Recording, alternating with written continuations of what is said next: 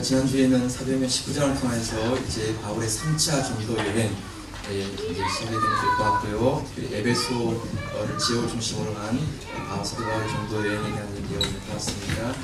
이제 오늘 20장에는요, 3차 전도 여행의 바울의 마지막 고별 설교, 그것이 20장에 나오는 주요 내용입니다. 그래서 조금만 그림을 좀 보고요. 밀레도가 어디 있는지 좀 확인하고 지금은 이어가도록 하겠습니다. 바울의 3차 전도 여행이 이어지고 있으면서 지난주에 에베소에서 있었던 우리가 내용을 봤고요.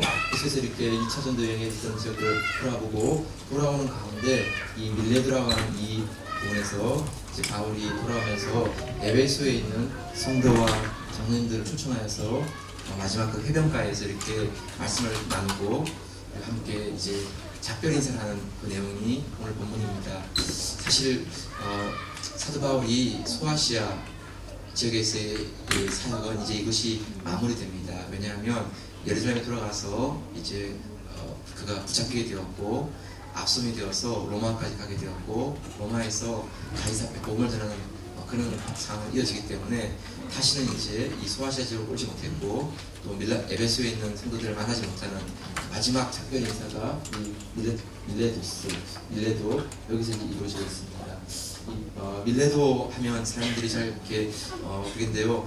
그리스 당시에는 이 밀레토스가 굉장히 큰 도시였습니다. 여러분들 혹시 아시는 탈레스라고 하는 철학자, 모든 우주의 근본은 물이다 이렇게 주장하는 분이 있었어요.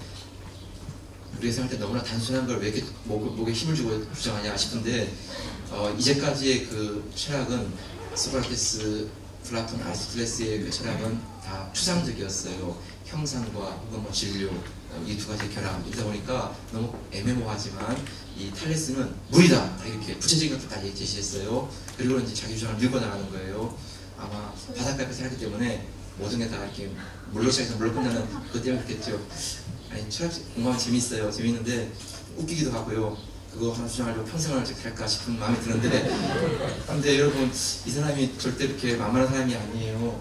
이 피라미드의 높이를 이렇게 계산할 수 있는 그것들을 했고요. 또 삼각형과 원에 있어서의 원주를 지나는 원의 중심을 지나는 삼각형만 받으시 한 편은 그 원둘레에 접해 있다. 이것도 이렇게 얘기했어요.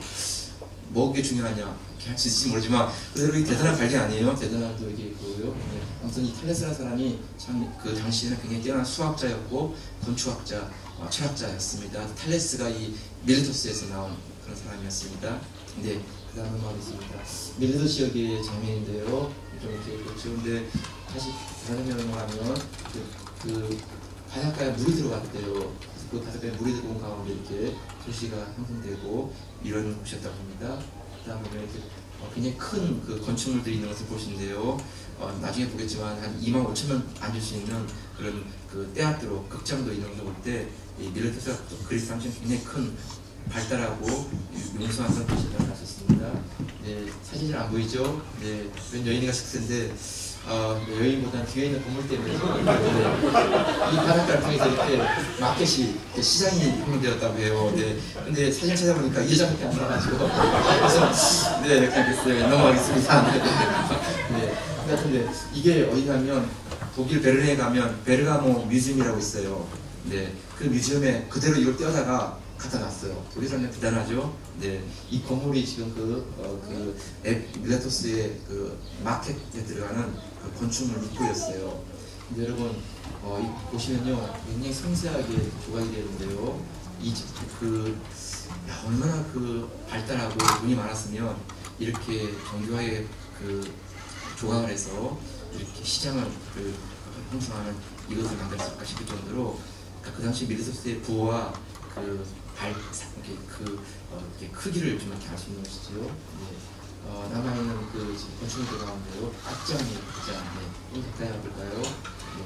이런 곳이고요. 좀 더 보면요. 네. 이런 곳이에요.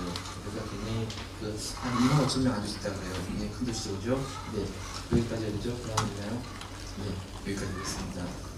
그러니까 지금은 밀레토스가 뭐 이렇게 자그마한 그런 모습으로 남았지만 사도 바울 당시에는 굉장히 큰 그런 바닷가에 접해 있으면서 상호에 발달한 그런 곳이었고요. 사도 바울이 아마 거기서 잠시 내려서 이제 에베소 장로들을 초청하여서 함께 말씀 나누는 장면, 그것이 오늘 20장의 내용입니다. 자, 이제 오늘 본문으로 들어가 볼게요. 그 에베소에서 밀레드까지는 약 40km예요. 40km. 그러니까 얼마든지 마음만 먹으면 걸어가서 그 에베소 장로들과 성도들을 만날 수 있지 않습니까? 왜냐하면 3년 동안 목회했고 3차 전도여행 가운데 가장 오랫동안 머물면서 하나님의 큰 부흥을 받던 곳이 에베소서였어요.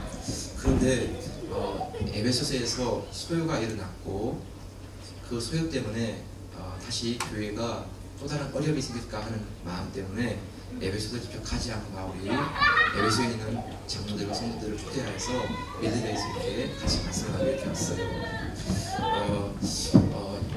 오늘 보면 17에 보게 되면 이렇게 되어 있죠. 한번 볼까요? 17 말씀 시작. 바울이 밀레드에서 사람을 에베소로 보내어 교회 장로들을 청하니 라고 되어 있는데 여기 보면 장로로 되어 있는데요. 28절에 보면 감독으로 나와 있어요. 감독으로 28절 한번 보세요. 시작. 너희는 자기를 위하여 또는 온 양떼를 위하여 삼가라. 성령이 저들 가운데 너희로 감독자를 삼고 하나님이 자기 피로 사신 교회를 지게 하셨느니라. 근데 헬라어 원문에 보면 이 장로와 감독이 같은 단어예요. 네, 같은 단어예요. 그렇지만 그 용어가 어떤 때는 다르게 좀 번역되기도 하고 쓰이기도 했어요. 감독, 장로 이렇게 있는데 장로라는 것은 개교회를 섬기는 리더, 지도자를 이렇게 장로라고 이렇게 부르게 되었고, 감독은 몇 개의 교회를 관리하고 감독하는 그런 역할 하는 사람을 감독이라 했어요. 그러니까 어떠한 교회 장로님이 그 교회가 아니라 주변에 있는 다른 교회를 섬기게 될 경우에 그분은 한 교회 장로이긴 하지만 다른 교회를 돌봐야 되는 것이기 때문에 그냥 감독 이렇게 이름을 붙였어요. 그러니까 장로이면서 감독이 될 수도 있고요. 아니면 따로 이렇게 장로님 있고 감독이 따로 있고 이렇게 구별될 수도 있고, 아무튼 그렇지만 헬라어 원문에는 같은 의미예요. 엘더, 비숍 이렇게 이제 영어로는 구별되고 있어요. 오늘 본문에 보면 그렇게 교회를 섬기는 장로님들과 성도님들을 이렇게 같이 초대해서 위로의 말씀과 권면의 말씀을 전하고 있어요. 바울이 3년 동안 어떻게 그 교회를 섬겼는지, 또 교회 성도들 성도님들이 어떻게 교회를 섬겨야 하는지, 그런 목자의 마음, 목자의 심정을 이렇게 고백하면서 우리가 교회와 성도 섬길 때 이런 마음으로 섬기기 원합니다 하는 내용을 전하는 게 오늘 이 본문의 말씀이에요. 바울의 마지막 설교, 그것이 되는 것이죠. 자, 우리가 어떻게 교회를 섬겨야 되는가, 사도 바울의 그 말씀을 통해서 함께 좀 유익을 얻기 원합니다. 첫 번째가 뭐냐 하면 교회와 성도를 섬기는 첫 번째 모습은 섬김 사역이라는 거예요. 섬김의 사역. 네, 18절, 19절 말씀인데 같이 한번 볼게요. 18, 19절 말씀 시작. 오며 저희에게 말하되 아시아에 들어온 첫날부터 이제까지 내가 항상 너희 가운데서 어떻게 하는 것을 너희도 아는바니 온 모든 겸손과 눈물이며 우리의 관계를 위하여 다 시험을 삼고 주를 섬긴 것과, 네, 아시아에 올 때부터 지금까지 내가 어떻게 섬긴 것을 다 알지 않습니까? 그런데 그 삶은 모든 겸손과 눈물과 시험을 참는 것과 주를 섬기는 것이었습니다. 이렇게 설명하고 있어요. 그런데 우리 성경에는 4가지가 나오는데 겸손, 눈물, 인내, 그리고 주를 섬김인데 이 그 본문에 보면 주를 섬기는 것이 주절이에요. 주절. 네, I serve the Lord. 내가 주님을 섬겼습니다. 어떻게? 가장 모든 겸손함으로, 그리고 눈물로, 그리고 시험을 참는 것으로 이렇게 섬겼다라고 이렇게 되어 있어요. 그러니까 3가지는 꾸며주는 말이고요. 중요한 것은 섬김이에요. 섬김. 네. 우리가 신앙생활하면서 가장 중요한 부분은 그러니까 주님을 섬기는 삶인데요. 우리가 봉사도 중요하고 사역도 중요한데 가장 중요한 것은 주님과의 관계죠. 그렇죠? 그러니까 주님을 섬기는 거예요. 우리가 주님을 예배한다고 하지만 사실 우리가 주님을 섬기지 않을 수 있어요. 네. 우리가 또 기도한다고 하지만 또 우리가 주님의 뜻을 따르지 않을 수도 있어요. 우리가 그냥 반복적으로 이렇게 예배 드린다고 하지만 그 예배가 주님을 섬기는 것과 관계없이 그냥 지나갈 수 있어요. 그 예배 속에 우리의 고백이 있고 헌신이 있고 감사가 있고 결단이 있고, 그렇다면 정말 주님의 뜻을 따르기 위한 그런 고백이 있다면 정말 주님을 섬기는 예배가 되겠지만 그냥 이렇게 그런 것도 없이 그냥 예배에 참석하고 그냥 자기 일어난다면 주님을 섬기는 예배는 되지 못하는 것이죠. 예배는 참석했지만 예배가 주님과는 관계없는 그런 예배가 되고 말죠. 그래서 하여튼 여러분, 우리가 교회를 섬기면서 가장 중요한 것은 우리의 모든 초점이 우리가 주님을 섬기는 곳에 있어야 돼요. 주님과의 교제, 주님과의 사귐, 주님을 섬김, 이것이 우리 가장 중요한 핵심이 되어야 되는 거예요.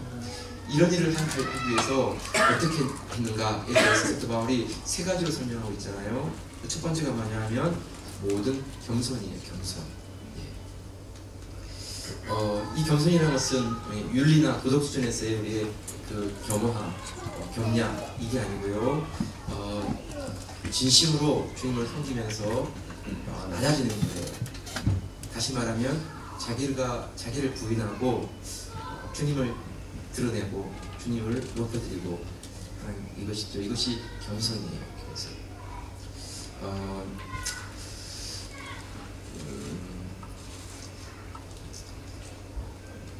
정말 겸손해지면 우리가 자랑할 것도 내세울 것도 없어요. 왜냐하면 우리의 모든 초점이 주님께 맞춰지기 때문에 주님만 높아지시고 주님만 드러나시면 나는 아무것도 아닙니다, 이런 마음이 있어요. 그런데 가장된 겸손이 되어지면 겉모습은 낮아진 모습, 겸손한 모습을 가지는데 가장된 겸손함의 가장 치명적인 부분은 사람을 의식하는 거예요. 다른 사람을 자꾸 비교하는 거예요. 그래서 자기의 겸손함이 다른 사람의 그 겸손한 것과 비교해서 얼마나 더 겸손해지는가, 자기의 수고가 다른 사람에 비해서 얼마나 더 수고가 많아지는가, 자꾸 이런 식으로 비교의 대상을 사람으로 삼고 그 비교하면서 이렇게 살아가는 것이죠. 이렇게 되면 언젠가는 그 기교의식 가운데 자기의 그 공로, 자기의 수고, 자기의 그 섬김에 대한 그 인정, 이것을 받고 싶어하는 마음이 솟아나는 거예요. 근데 진정한 겸손은 비교의 대상이 사람과의 비교가 아니에요. 하나님이에요. 하나님 그분을 사랑하기 때문에, 하나님 그분을 섬기고 계시기 때문에 그냥 내가 아무것도 바라지 않고 주님께 낮아지고 주님을 높여드리는 것이지요. 사람에게 뭔가를 받고 인정받고 칭찬받고 하는 게 아니고 내 중심이 주님께 맞춰져 있는 거예요. 그래서 그분 앞에 정말 주님 한번 높여드리고 싶고, 주님 한번 예배하고 싶고, 주님 섬기고 싶은 그 마음에 정말 그 순수함과 기쁨으로 주님 앞에 엎드려서 섬기는 것, 이것이 겸손이죠. 겸손. 여러분, 어떤 사역을 하든 간에 우리가 죽게 하듯 하는 것, 이것이 참 중요해요. 내가 한 영혼을 섬기지만 그 영혼의 주인 대신 주님을 섬기는 그 마음을 내가 고백하고 그 영혼을 섬기고 사랑하고 품고 하는 것이죠. 근데 주님을 보지 못하고 우리가 사람을 보게 되면 자꾸 사람에게 내가 수고한 것을 알아주고 인정해 주기를 원하는 그런 마음이 자꾸 계속 솟아나는 거예요. 하여튼 우리가 언제나 죽게 하듯 하는 것, 눈에 보이는 사람에게 하는 게 아니라 내가 주님께 합니다. 그래서 덜 하지도 않고 내 마음속에 정말 있는 그대로 내가 사람들, 영혼들을 섬기고 사역을 감당하고 하는 것이죠. 언제나 내 마음의 초점이 주님께만 있는 것이죠. 사람에게 내가 뭘 받기 원하고 내가 뭘 이렇게 칭찬받기 원하는 게 아닌 것이죠.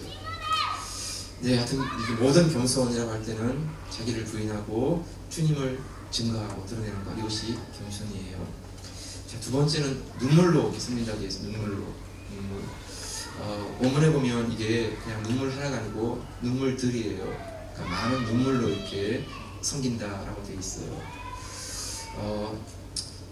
교회 사역하다 보면요, 참 이렇게 답답할 때도 많고, 때로는 좀 이렇게 그만두고 싶을 때도 많고 그래요. 네. 어떤 경우는 힘들어서 눈물이 나기도 하고, 또 어떨 때는 지쳐가지고 눈물이 나기도 하고 그래요. 어떤 경우는 정말 하나님을 알지 못하는 영혼을 바라볼 때 안타까움 때문에 나오는 눈물도 있고요.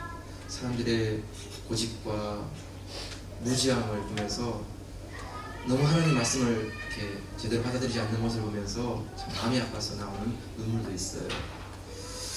여러분, 중요한 것은 이렇게 주님을 섬길 때 우리 안에는 이렇게 눈물이 있는 것이죠. 영혼을 바라볼 때 눈물이 나고, 주님의 사역을 섬길 때 눈물이 있고,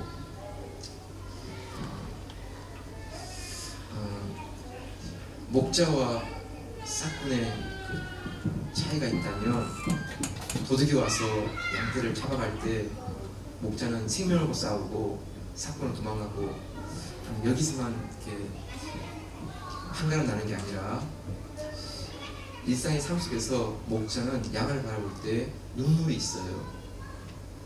양이 배고프면 안타깝고, 양이 병들면 같이 아파하고, 양이 상처를 받으면 상처를 싸매어주기 위해서 이렇게 아픈 마음으로 바라보고.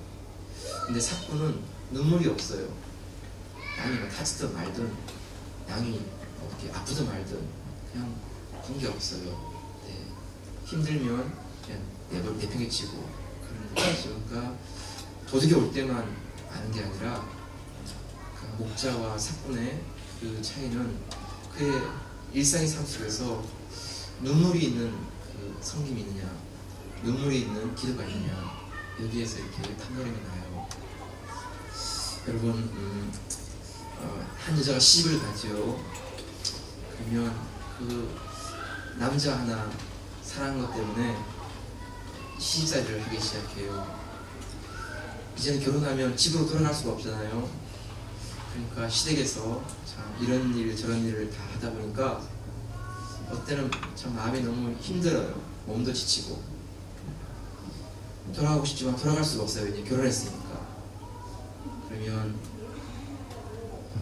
집 뒤에 가서 눈물을 흘리기도 하고, 혹은 장독대에서 눈물을 흘리기도 하고, 그러면서 또 눈물을 닦고 나가서 또 다시 또 그 일을 하는 것이죠. 여러분, 우리가 그래요. 우리가 그리스도와 신부가 되고 그리스도와 이제 우리가 결혼한 이제 그런 관계가 되면 주님 한번 사랑하기 때문에 세상 사람들에게 그 엉뚱한 소리를 듣고 이상한 말을 듣고, 주님 교회 섬기다 보니까 내가 집에서는 안 하는 일을 하게 되고 그렇죠, 그죠? 네, 집에서는 자 찬물에 물도 안 나가는데 교회 오면 뜨거운 물도 안 나가지고 찬물에 막 이렇게 해야 되기도 하고, 집에서는 사람한테 시켜서 이렇게 집 청소하게 만드는데 교회 오면 내가 몸으로 다 청소해야 되고 막 이런 일도 있다 보면 이게 뭐 하는 짓인가 하는 생각이 드는데, 네, 중요한 것은 우리가 주님 한번 사랑하기 때문에 그분이 피 흘려 사신 교회와 성도들을 위해서 우리가 섬기는 것이지요. 눈물로 이렇게 사역들을 감당하고 섬기는 것. 네, 그 속에 주님을 섬기는 그 사역이 이렇게 있다는 것입니다. 세 번째가 뭐냐면 시험을 참는 것을 통해서 주님을 섬겼다라고 이렇게 되어 있어요. 특별히 유대인들의 관계를 인하여서 당한 시험이라고 이렇게 말하는데, 유대인들을 인하여서 매를 맞고 감옥에 들어가고 돌에 맞고 심지어 죽을 그런 상황을 맞이하고, 그래서 이러한 그 시험이 너무나 크고 힘들어서 마음에 사형 선고를 받을 때가 있었다고 이렇게 고백하고 있어요. 고린도서 1장 8절부터 보면 같이 한번 볼까요? 잠깐 이 말씀 볼게요. 시작. 형제들아, 우리가 아시아에서 당한 환난을 너희가 알지 못하기를 원치 아니하니 힘에 지나도록 심한 고생을 받아 살 소원까지 끊어지고 우리 마음에 사형 선고를 받은 줄 알았으니 이는 우리로 자기를 의뢰하지 않고 오직 죽은 자를 다시 살리시는 하나님만 의뢰하게 하십니다. 주님을 섬기는 중에 보니까 너무 이렇게 인내하는 이게 커가지고 저한테는 그 살 수만까지 끊어지는 그런 경우도 있었다고 이렇게 이해하고 있어요. 우리 모두가 다 예수 믿고 참 평안하고 행복한 그런 신앙생활을 하면 좋겠는데요. 대부분의 사람은요, 어느 한 순간, 어느 한 상황에서는 정말 살 수만까지 끊어지는 듯한 그런 참고 견뎌야 되는 이런 순간들이 있어요. 사업이 다 무너진 것 같고, 가정이 다 망가지는 것 같고, 무너진 것 같고, 아이들이 이렇게 나가면 애들이 다 완전히 엉망되는 거 아니야, 막 그런 마음이 들고. 그래서 그런 순간, 그런 시험과 고난 그 속에 정말 다른 게 할 수 있는 게 없으니까 참고 또 참고 또 참으면서 인내하는 순간들, 그게 주님을 섬기는 사역 가운데 있다는 것이에요. 이런 게 없는 분들은 정말 행복하죠. 너무 룰랄라하면서 이렇게 다니시는데요. 네, 주를 섬기는 사역 가운데는 이 세 가지가 있다는 거예요. 모든 겸손과 눈물과 시험을 참는 인내와. 그래서 사람마다 달라요. 사람마다. 그런데 이런 것들을 통과하면서 주님을 섬기게 되는 믿음생활, 신앙생활을 하게 된다는 것입니다.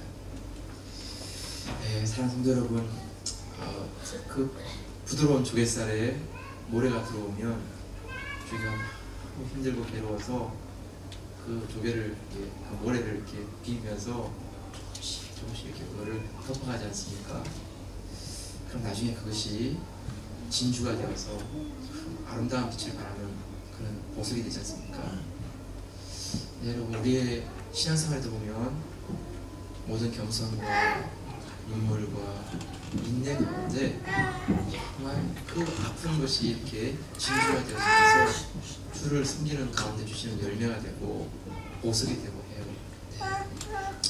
저도 여러분 함께 제가 감당하지 못한 거 알지만 여러분, 사도 바울이 우리에게 주시는 이 말씀처럼요, 주를 섬기는 것은, 신앙생활 한다는 것은 주님을 섬기는 것이에요. 섬김의 사역이 이어지는 것이지요. 그때 그 속에 우리가 포기하지 않고 주저앉지 않고 우리가 주님을 섬기면서 겸손과 눈물과 인내로 모두가 다 승리하는 그런 믿음생활 신앙생활을 주의 이름으로 축복합니다. 네. 두 번째 사도 바울이 우리에게 말씀하시는 것은 우리가 교회를 섬긴다는 것은요, 복음을 전하는 복음 사역이라는 것이에요. 어떤 상황에도 복음을 증거할 수 있는 20절 21절을 다시 한번 보세요. 20절 21절 말씀 시작. 유익한 것은 무엇인지 공중 앞에서나 각 집에서나 어림이 없이 너에게 전하여 가르치고 유대인과 헬라인들에게 하나님에 대한 회개와 우리 주 예수 그리스도에 대한 믿음을 증거할 것이라. 네, 여기서 너에게 전하여 가르치고 해서 전한다는 말씀은 설교라는 의미고요, 가르친다 하는 말씀을 성경을 잘 풀어서 이렇게 준 거예요. 그러니까 설교와 양육, 이 두 가지가 이렇게 같이 이렇게 어우러졌다는 것이죠. 그래서 말씀을 선포하기도 하고 또 말씀을 잘 양육하기도 하고, 유대인이든 헬라인이든 구별하지 않고 그들에게 말씀을 전하고 또 말씀을 잘 양육하고 이렇게 했다는 것입니다. 그리고 회당에서나 가정에서나 장소를 가리지 않고 회당에서든 유대인들에게 또 가정에서는 또 헬라인들에게 혹은 이방인들에게 이렇게 복음을 전하는 이런 사역을 했다는 것입니다. 사람이 많든 적든 분위기가 좋든 나쁘든 가리지 아니하고 언제든지 그 말씀을 전했어요. 유익한 것은 항상 그것을 전했다라고 생각하고 있어요. 어떤 내용을 전했냐 보니까 하나님께 대한 회개를 전하였고 주 예수에 대한 믿음을 전하였다고 되어 있어요. 21절에 보니까 유대인과 헬라인들에게 하나님께 대한 회개와 우리 주 예수 그리스도에 대한 믿음을 증거한 것이라. 그러니까 중요한 그 내용이 뭐냐면 하나님께 대한 회개. 우리가 이렇게 살고 있다면 우리가 이런 삶을 좀 정리하고 우리가 회개하고 결단하기 원합니다. 그러면서 정말로 그 삶을 지적하고 그러면서 주 예수 그리스도에 대한 믿음, 우리가 믿음으로 승리합니다. 믿음으로 하늘의 문을 열 수 있습니다. 믿음으로 우리가 이 땅을 살아갑니다. 그러면서 그 믿음을 중요한 열쇠라는 것을 강조하면서 이렇게 회개와 믿음에 대해서 증거했다라고 이렇게 말씀하고 있어요. 바울이 공중 앞에서나 집에서나 유익한 말씀은 꺼리키지 아니하고 이렇게 전했다, 이렇게 되어 있어요. 여러분, 통계에 의하면요, 위로하는 설교를 하면 90%의 성도가 은혜 받는데요. 야, 위로하는 설교, 정말 이거 짱이죠, 그죠? 네, 위로하는 설교 하면 90%가 받는데요. 10%가 안 받는지 모르겠어요. 난 위로받을 게 없나 봐요. 그러니까 별로 이 사람들은 그냥 뭐 위로 안 받아도 돼 이렇게 생각하나 봐요. 또 축복하는 설교를 하면 70%가 은혜 받는데요. 와, 축복하는 설교하면 100% 다 은혜 받을 것 같은데, 축복하는 설교를 하면 어떤 사람 중에서는 너무 뻔한 설교다 이렇게 해서 30%는 은혜를 못 받는데요. 나머지 70%는 은혜 받는데요. 회개하는 설교하면 30%는 은혜 받고 나머지는 썰렁하대요. 네. 그리고 헌금하라는 설교하면 10%는 은혜 받는데 나머지 90%는 다 뒤집지고 있는 거야. 네, 이렇게 지금 무슨 말씀하신가 목사님, 요즘 어려우신가 보지 막 이러면서 이렇게 교회가 왜 이러는가 자꾸 이렇게 물질을 강조하고 그래 막 이렇게 이제 그래서 하여튼 그 헌금에 대한 강조하면 10%는 은혜 받다니까. 근데 여러분, 책망하는 설교를 하면요, 모두가 은혜 안 받는데요. 은혜 받기는커녕 불로 들이받는데요. 불로 들이받아. 양이 막 염소를 받는 거예요. 교인들이 제일 싫어하는 설교는 나를 치는 설교예요. 목사님이 지금 강단에서 나를 지금 치는 설교를 하고 있구나, 지금 나를 겨냥한 설교를 하고 있구나, 이렇게 느낄 때 성도들은 이렇게 마음의 문을 닫고 그 말씀을 안 한다고요. 예, 여러분, 목회자가 정말 혹시 그런 의도를 가지고 성도들에게 설교한다면 그 목회자가 반성해야 될 일이고 하나님께서 다시 기도하면서 준비해야 될 일이겠죠, 그렇죠? 특정한 사람을 겨냥해서 하는 설교는 맞는 게 아니에요. 하나님 말씀이 있는 그대로 전하는 거, 그런 가운데 어쩔 수 없이 이렇게 되어진다면 그건 넘어가겠지만, 특정한 사람을 목표로 해서 설교를 한다면 그건 하나님 말씀 될 수가 없죠, 그렇죠? 네. 그런데 반대로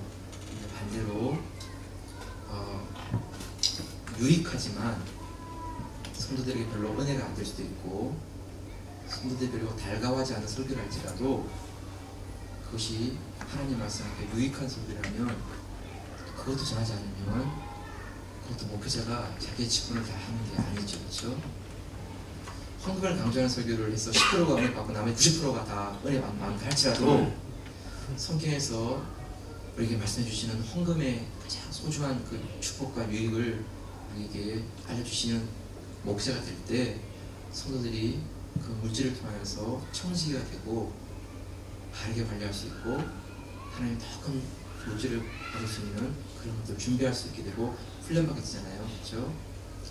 그래서 아무튼 여러분, 공중 앞에서나 집에서나 유익한 것은 꺼리지 아니하고 전하고, 주 예수께 대한 회개와 주 예수께 대한 믿음을 강조하면서 그 사역 말씀을 증거하는 것, 바로 이 사역, 이 복음 사역을 증거했다, 감당했다, 이렇게 사도 바울이 말하고 있어요. 네, 여러분, 저희 성도님들은 참 감사합니다. 어떤 설교를 해도 참 이렇게 그 말씀을 달게 들어주시고 또 좀 기쁘게 받아주셔서 감사해요. 네, 그래서 이렇게 준비된 말씀을 전하시는 게 저는 축복이죠, 그렇죠? 목회자와 성도들 함께 은혜 받을 수 있는 그런 길이고요. 특별히 제가 목사 안수를 받을 때 그 목사님들이 이제 안수실을 해주시면서 참 여러 귀한 메시지를 주셨어요. 또 귀한 또 축복의 말씀과 권면의 말씀을 주셨습니다. 네, 그 몇 번의 말씀들이 이렇게 가슴에 남아 있습니다. 그런데 제가 정말 그 지금까지 남아 있는 것 가운데 가장 깊은 감동은 이제 안수를 다 마치고 이제 끝나고 돌아오면서 이렇게 이제 한 장로님하고 식사를 하게 되었어요. 네, 저녁 식사를요. 그런데 그때 장로님께서 식사하시면서 저에게 이런 말씀을 주셨어요. 목사님, 이제 목사님은 전사님에서 목사님으로 바뀌셨습니다. 이제는 쉽게 충고를 할 수 없는 그런 분이 되셨습니다. 그런 이제 목사님이시기 때문에 이 시간 제가 마지막으로 평생 들어서 여기까지만 말씀드리겠습니다 하면서 이렇게 부탁을 주셨어요. 부탁을. 그때 세 가지를 이렇게 말씀드리는데 그 첫째가 뭐냐면, 목사님, 게으르지 않는 목사님 되시면 좋겠습니다. 성도들이 살아가는 그 삶의 모습만큼이나 목사님도 열심히 부지런히 사시는 목사님 되면 좋겠습니다. 두 번째가 세상에 학위나 명예를 사랑하지 않으면 좋겠습니다. 박사학위 받기 위해서 너무 많이 이렇게 물질을 드리거나 시간을 드리거나 그거보다 성도들을 사랑해 주시는 목사님 되면 좋겠습니다. 세 번째가 끝까지 겸손한 목사님 되면 좋겠습니다. 성도들의 말에 귀를 기울이고 또 다른 사람의 말을 새겨들을 수 있는 그런 귀가 열려있는 목사님, 그런 목사님 되면 좋겠습니다. 그 방송 자리에서 이렇게 주신 세 가지 말씀이었어요. 그렇죠? 네. 생각해보니까 참 그 말씀이 참 귀한 말씀이에요. 네. 건면한 목사님 되어주세요. 성도도 사랑하는 목사님이 되어주세요. 그리고 어떤 말도 들을 수 있는 귀를 가진 목사님이 되어주세요. 물론 그 장로님은 그렇게 삶을 살아오시기 때문에 그 장로님의 말씀을 들으면서 더 마음에 새겨진지 모르지만 그때 그 장로님의 말씀이 저에게 내가 목회를 하면서 이 세 가지의 부탁은 내가 꼭 잊지 않고 간직이 되겠다, 그런 마음을 먹었어요. 네. 여러분 말씀을 준비하는데 게으르지 않고 또 세상적인 것에 한눈 팔기보다 교회와 성도들에게 더 관심을 가지고, 그리고 교회 안에 어떤 이야기가 있더라도 그걸 그냥 잘라버리는 게 아니라 그런 말을 들으면서 이렇게 같이 공감할 수 있고 그 얘기를 들어줄 수 있는 그런 통로가 되어줄 수 있는 목회자. 네, 여전히 부족한 걸 알지만 그런 목회자가 되려고 애를 쓰고 그런 목회자로 이런 앞에 쓰면 좋겠습니다. 저만 아니라 우리 교회 성도님도 동일하게 같이 그런 성도님 되었으면 좋겠어요. 네, 부지런한 성도가 되면 좋겠어요.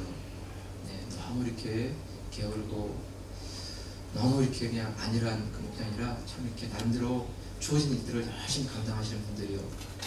노래면 노래, 디자인이면 디자인, 또 이렇게 패션이면 패션, 그런 부분에 자기가 맡고 있는 일들을 열심히 해나가려고 노력하시는 분들.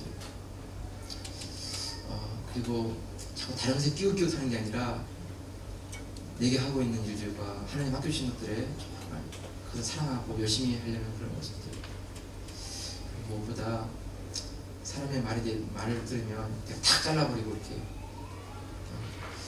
똑똑한 척하고 잘난 척하는 게 아니라 얘기를 들어주시면서 그렇군요 하고 이렇게 같이 그 이야기를 나눌 수 있는 그런 좀 눈이 낮아지고 귀가 좀 낮아지는 그런 성도님들. 그래서 교회 안에서 정말 그런 아름다운 것들이 이렇게 흘러가는 그런 교회, 그런 목회자가 되면 좋겠습니다. 성도 여러분, 우리 교회 안에 정말 이런 말씀 앞에서 우리 모두가 함께 겸손하고 말씀 우리 모두를 이렇게 격려하며 세워가는 그런 교회 생활할 수 있기를 주의 이름으로 소망합니다. 마지막 하나만 더 말씀 드리면 좋겠습니다. 사명을 따라 살아가는 모습인데요. 그냥 이름을 제가 붙이기를 그냥 사명에 부름한 사역이다 이렇게 해봤어요. 23절, 24절 말씀 같이 한번 볼까요? 23절, 24절 말씀 시작. 오직 성령이 각성해서 이게 증거하여 결박과 혼란이 나를 기다린다 하시나 나의 달려갈 길과 주 예수께 바른 사며 곧 하나님의 은혜의 복음 증거하는 일을 마쳐야 하면은 나의 생명을 조금도 귀한 것으로 여기지 않으라. 에베소는 사도 바울이 전도여행 기간에서 가장 오랜 시간을 보냈잖아요. 그리고 그 에베소에서 큰 부흥이 일어났어요. 여러분들 알잖아요. 막 마술하는 사람들이 막 은 5만을 막 지나는 것들 막 태워버리고 막 그 귀부인들과 헬라인들이 막 죽여 돌아오고 그래서 엄청난 그런 변화가 일어나는 게 에베소잖아요. 그죠? 전도에 많은 열매가 나타났어요. 그래서 마음만 먹으면 사도 바울이 그 에베소를 딱 자리 잡고 그냥 에베소를 목회하면 막 큰 목회를 할 수 있을 거예요.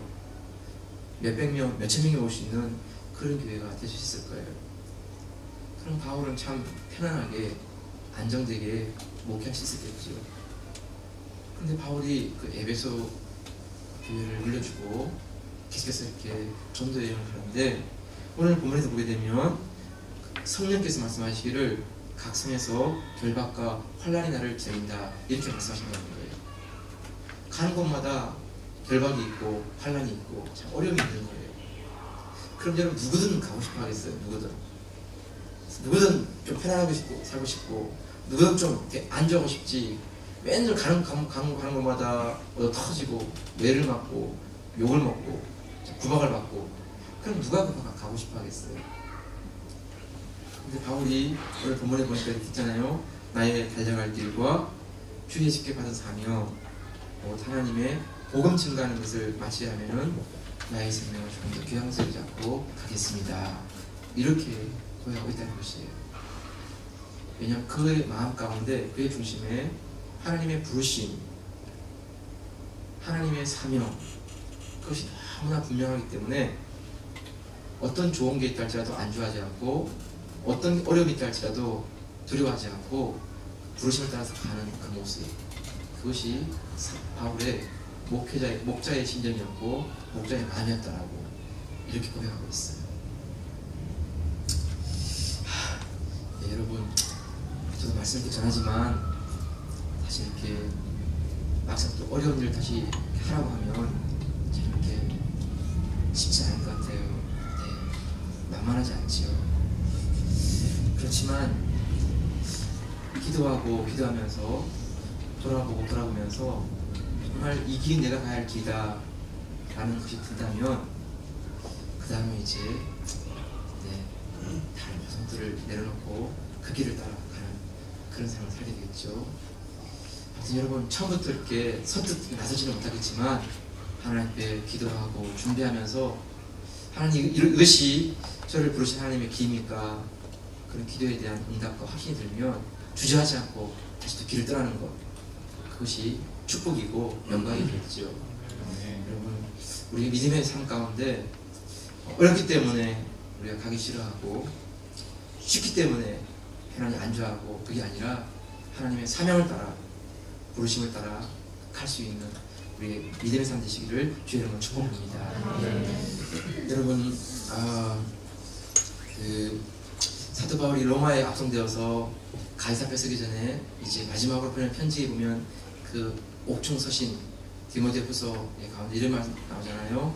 네, 디모데후서 가운데 여러분 4장 7절 8절인데 마지막 한 장 읽어볼까요? 4장 7절 8절 시작. 내가 선한 싸움을 싸우고 나의 달려갈 길을 마치고 믿음을 지켰으니 이제 그는 나를 위하여 의의 면류관이 예비되었으므로 주곧 의로우신 재판장이 그날에 내게 주실 것이니 내게 말하라 주의 나타나심을 사모하는 모든 자에게니라. 내가 믿음의 선한 싸움을 싸우고 나의 달려갈 길을 마치고 믿음을 지켰으니. 이 말이 좀 너무 이렇게 와닿더라고요. 로마에 갔을 때 사도 바울이 갇혔던 감옥을 이렇게 보게 되었어요. 반지하 비슷한 그런 곳에 이렇게 참 그 겨울이면 되게 많이 추웠겠더라고요. 되게 좁아요. 황실의 감옥에 있다가 나중에 옮겨서 이제 일반 G3의 감옥에 들어가야 되는데 한 반평 정도 될까요? 반평? 그런 조그마한 곳인데 이렇게 그런 곳에 있는데 거기서 사도 바울이 순교한 그 자리가 한 20m가 안 되는 것 같아요. 제가 걸어봤는데 한 20발짝이 안 되는 그런 곳. 그러니까 자기의 그 있던 감옥에서 그 마지막 순교하는 거기까지 이렇게 하는데 나의 달려갈 길을 내가 믿음의 선한 싸움을 싸우고 나의 달려갈 길을 마치고 믿음을 지켰으니. 그 마지막까지 그 믿음을 지킨다는 게 얼마나 외롭고 힘든 길이었을까. 그런데 그 마지막 순간에도 말하고 있잖아요. 내가 선한 싸움을 싸우고 나의 달려갈 길을 마치고 믿음을 지켰습니다. 그 고백이 나올 때까지 얼마나 오랜 시간에 그 믿음의 경주를 다녔을까. 춥고 답답하고 외롭고. 근데 바울이 거기서 승리했잖아요. 그죠? 승리했어요. 자기의 부르신 사명이 있으니까 그 사명이 그를 이끌어간 것이지요. 근데 여러분, 항공모함은요 크기가 축구장 4개의 크기라고 해요. 네, 그럼 사진 한번 보시죠. 그렇죠? 네. 승무원이 한 6,000명 탈 수 있고 무게가 한 96,000톤, 그러니까 거의 한 10만 톤 되는데 이게 뭐 얼만큼 되는지 비교를 하기가 좀 어려워요. 근데 그 정도 된다고요. 이 항공모함 한 대는요 웬만한 나라의 군대보다 강한데요.